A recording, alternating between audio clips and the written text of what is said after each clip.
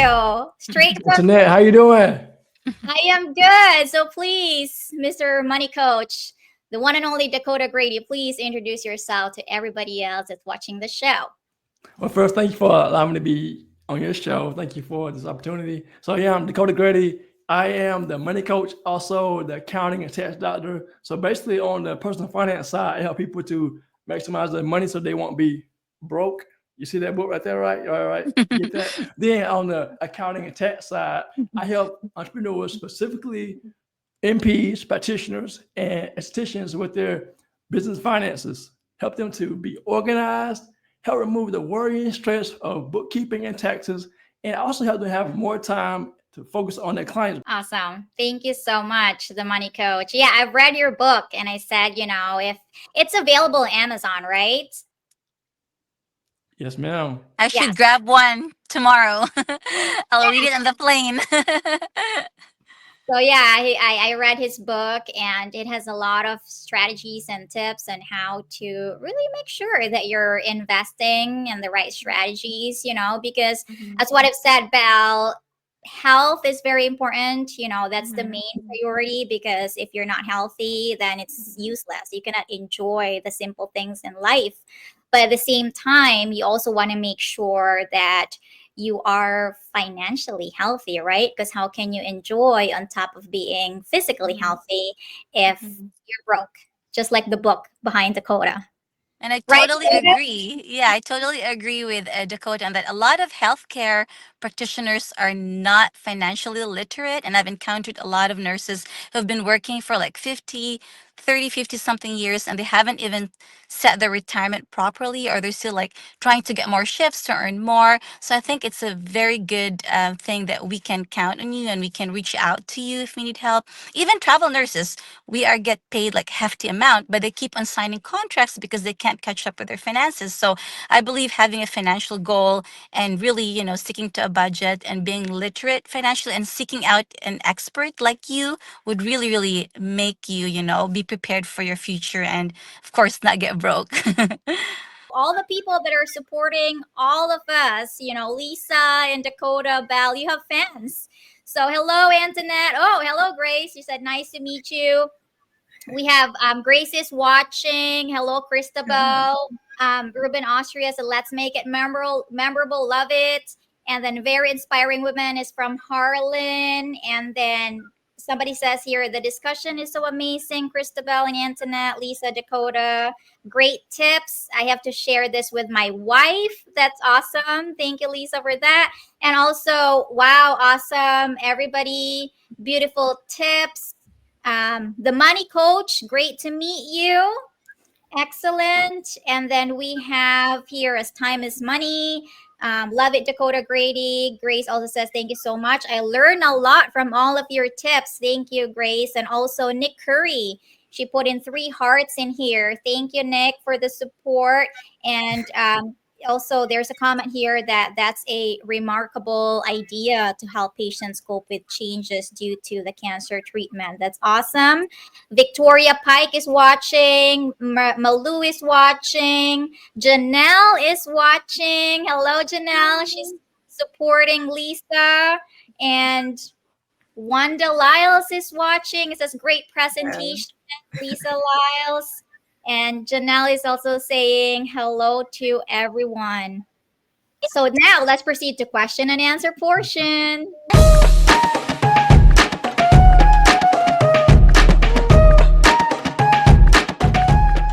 This is in behalf of all nurses who are always working extra shifts and extra contracts. So, Mr. Money Coach, how can they be better? At least give us some tips on how to handle our finances better, just basic ones, because a lot of us think we are handling it well, but honestly, when you see our bank, we are not handling it well. So we better get some tips for you, even just the very basic that you can teach us, please.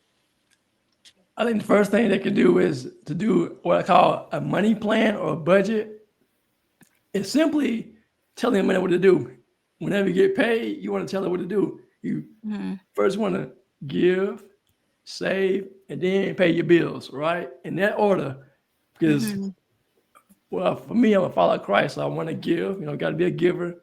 Save something for yourself, then pay your bills, all right? And when you do that, you'll feel more empowered because you know where your money's going every single month.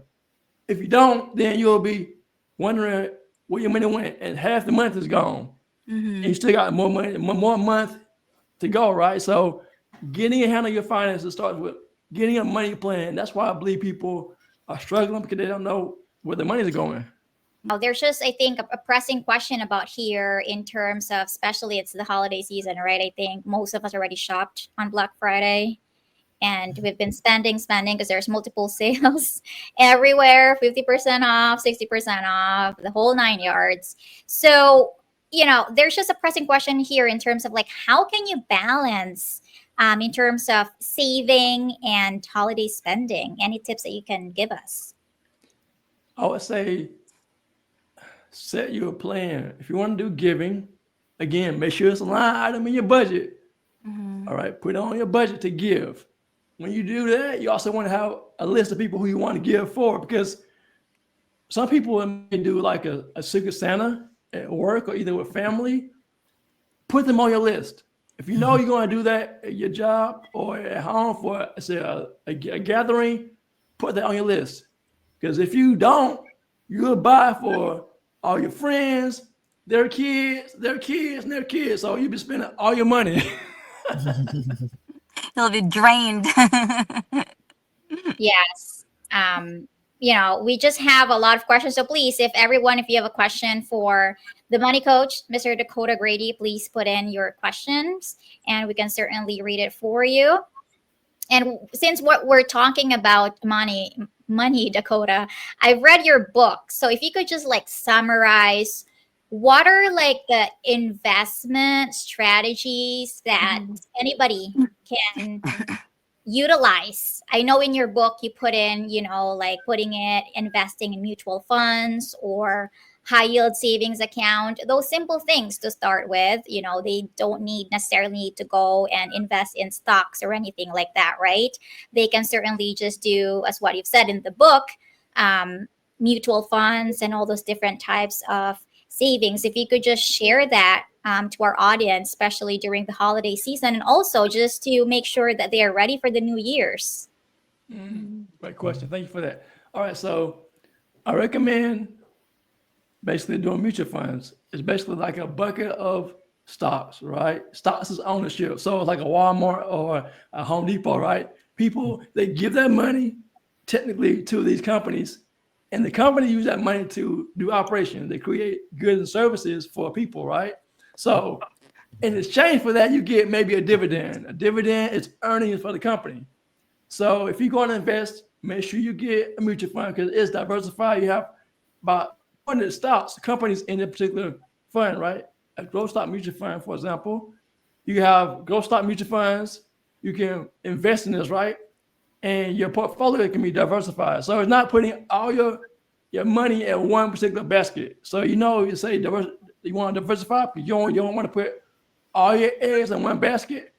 A mutual fund helps you with diversification. So I recommend doing a growth stock mutual fund, growth and income, all right, aggressive growth, and world or international.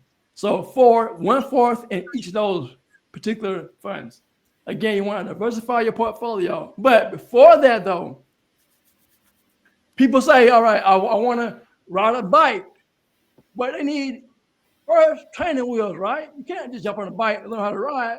You need training wheels first. So I recommend before you invest, first get you a plan, do your budget.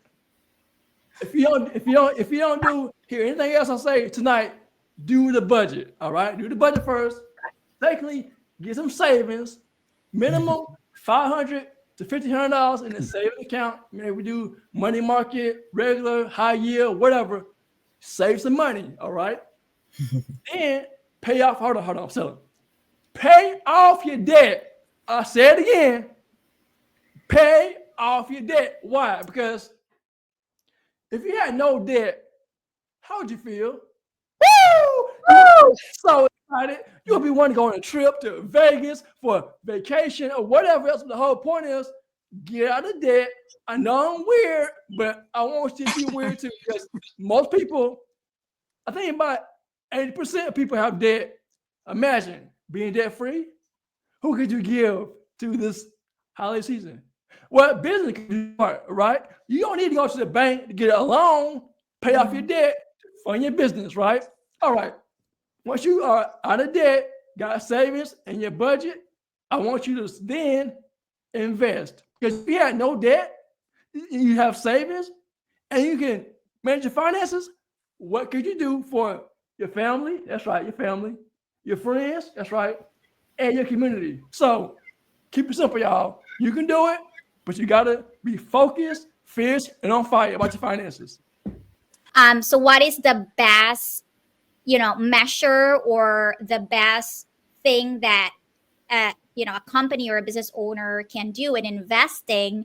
Because by doing this, you provide this type of services, which is bookkeeping. I'm just going to say bookkeeping is very important because you always tell me it actually portrays a story of the financial health of your business.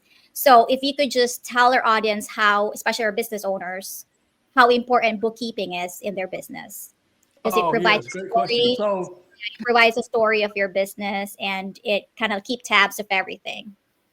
great question. Thank you. So, yes, if you are owner of a business, it's like you driving a car, all right? You drive your car and you have never been to a place. So you going to Atlanta, Georgia. You're from California, but you've never been to Atlanta, Georgia. How you gonna get there? If you have a business goal for you want to make 10K in your business, but you don't know how to get there because you ain't doing bookkeeping. Bookkeeping is so important. People overlook it. People do operations, sales, marketing, SEO. Oh, bookkeeping? I don't need that. No, you do need that because without bookkeeping, you don't know if you're making money, if you're spending too much money in a certain area, if you need to make more sales, right? Number two, if I want to buy your business, if you're making a lot of money, how do I know that if you don't have bookkeeping? Because you can't value your business. And the third thing is, you can't file your taxes. Without bookkeeping, you may as well close your business. That's how important it is. So whether you are trying to do it on your own, I don't recommend doing it. But if you are trying to do it on your own, at least take some training or something. If you don't, hire a pro to do it for you. Because I know from experience, my clients are MPs, right? They went to school for nursing to help people become healthy, right? They didn't learn about accounting and taxes. Two, most of y'all probably are married, right? Or y'all are parents. You don't have time to learn a new skill. So hire a pro so you can focus on serving your clients. I know you are a very successful entrepreneur and then also really great at what you do. I just have one thing that I'd like to ask for everyone who is in the business or about to launch a business. What are the personal challenges that you have faced and how did you conquer these challenges? Where do you get the money to start with, or where do you find resources to maintain your cash flow? How do you manage that you'll not go broke as a business owner at the beginning of the first 3 to 5 years where everything is challenging and everything seems to be impossible? So if you can please share your thoughts on it. Thank you. Yes. All right. So as you probably heard from me, I'm a no debt guy. So for those who want to borrow money, think about your for a moment. So you get a loan.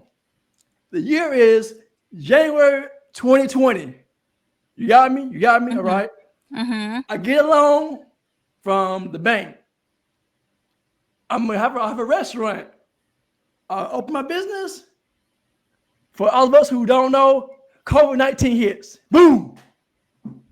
I'm gonna play the devil's advocate. The bank wants their money. They're not gonna give you any kind of grace. They want to get their money. All right. I have no savings. I'm single. I don't have a job. My whole livelihood is in this business. So they want the money. How am I going to pay that money back? Right. So my whole point is I want you to use this kind of fund right here. I call it YM. Your money, your money, your money. That's right, y'all. Use your money to fund your business. Number one. Number two, get OPM, other people's money, but get paying clients to fund your business. Get people to pay you their money to fund your business. And number three, if you're already in business and you get invoices, you've done the work for the client, but they haven't paid you, collect that money. The fourth way to raise your prices in your business to get more money. So those are 4 ways I gave you to fund your business without going into debt. Thank you Awesome. very much. I thought you used old money. Use old money. What if you Old don't have man's old money. money at all? I wish. Rich old man's money. I think I that's what know. I'm just kidding. But thank you for the tips, Lisa. Thank you for sharing as well as Dakota. We are learning so much from you guys, and I'm so glad to be part of the show tonight. I'm learning myself as well, so we really, really are, getting a lot out of these tips. Thank you. And one last question, because I know we're probably it's almost time, and I just want to make sure that each of you also was able to tell us about your your takeaways for the show. But for the money coach, our producer has 9 minutes left. All right, sir. All right, so for the money coach, because it's going to be January and everybody's going to file their taxes, the most important question is, what are the tax saving tips or advice or strategies that you can tell all of our audience and our guests for today? I know you've been telling me this and I've been following it, but you don't have to necessarily give them everything, because sometimes you're going to lose business, right, if you give everything for free. But just like some like quick tips in terms of general tips for tax strategies for the new year when they file their taxes. All right, so this is for our entrepreneurs. Actually, the tax system is set up for entrepreneurs, for businesses. So if you don't have a business, the first tip for you is to start a business. That's simple. All right. And first, you want to get your, well, let me hire a pro to do it for you. Or if you do it yourself, first set up an LLC where the Secretary of State will make sure your name is available in that state. If not, find one that's available and set up your LLC. All right. Limited liability company. That's what it means. All right. Then get your EIN or your federal employee identification number from the IRS. That's free. You have to pay a fee for the LLC though. So just FYI, do that. Now, if you're already established, make sure you do bookkeeping first and foremost. Secondly, if you buy any assets such as machinery, equipment that is $2,500 or more, make sure you tell your bookkeeper or your CPA that you purchased the asset, because you get depreciation. Depreciation basically is an expense that you can use through the year. So if you get a car, for example, you can get depreciation for up to 5 years. Now, if you spread it out, or you can get, depending on the cost of the vehicle, you can depreciate the entire vehicle. But the whole point is depreciate the asset that you borrow or that you buy in your business. It is 2,500, right, Coach? Yes, For ma'am. Or okay, more. or more. Yeah, yeah. Awesome. All right. And also, oh, you also wanted to mention about what you said about EV reimbursement, right? The electronic vehicle reimbursement.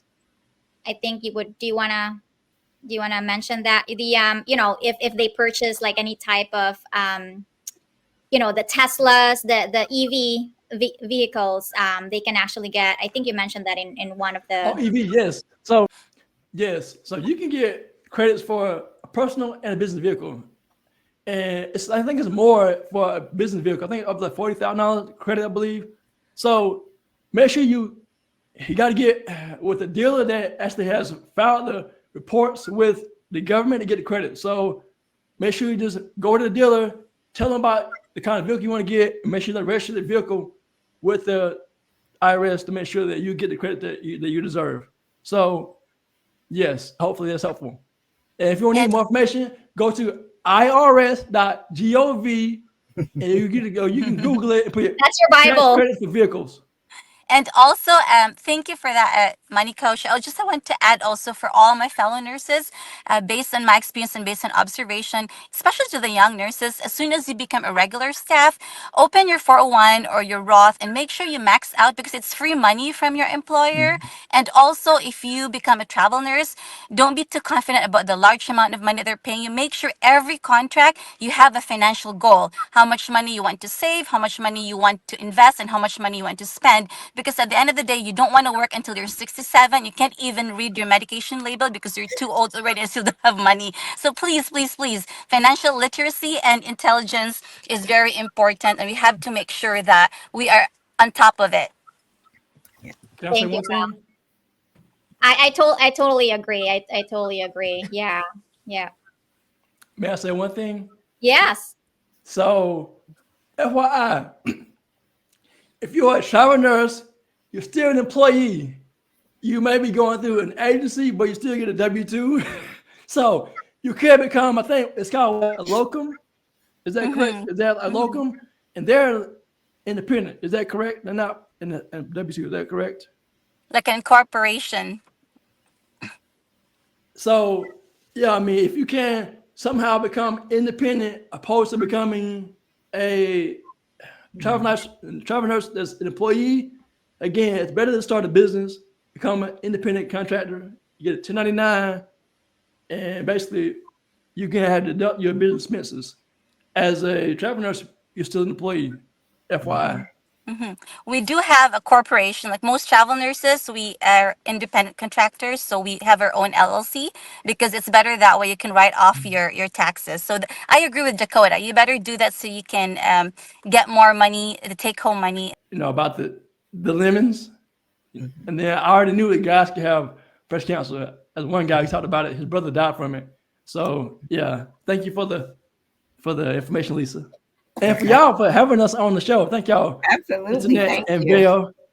Thank you so much, all. We really, really appreciate you joining us today. Let's thrive this holiday season and beyond. And happy holidays. See you next year. See you, Bye. everyone. Bye.